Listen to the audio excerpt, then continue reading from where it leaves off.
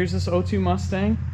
Like I said, the car is very nice. It's like, see, super clean, well taken care of, leather, 5-speed car. Yeah, so still a stock long block deal, stock camshaft, the whole 9 yards.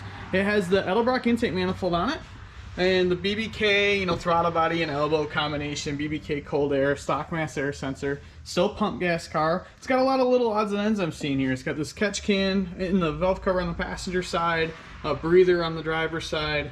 You know, just a little different reservoir thing. A lot of different stuff, but it's cool. They've done some neat suspension stuff to it. It's actually got a fuel cell in it because the prior owner, it was in an accident and had damaged the fuel tank, so they bought it and put a fuel cell in it, that kind of stuff. So neat project. They do have intentions to spray it down the road, but the biggest thing is it had some drivability issues. I'm going to sort those out, and then we will get this thing making some power hits and see what we can make with it.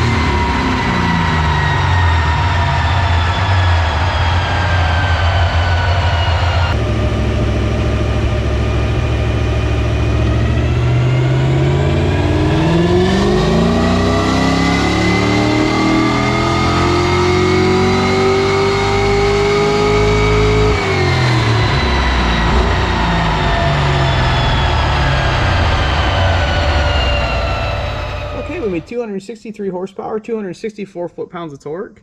That's actually a pretty good number for one of these NA with stock camshafts still. I'm going to just attribute that mostly to the intake manifold. Here's the power curve.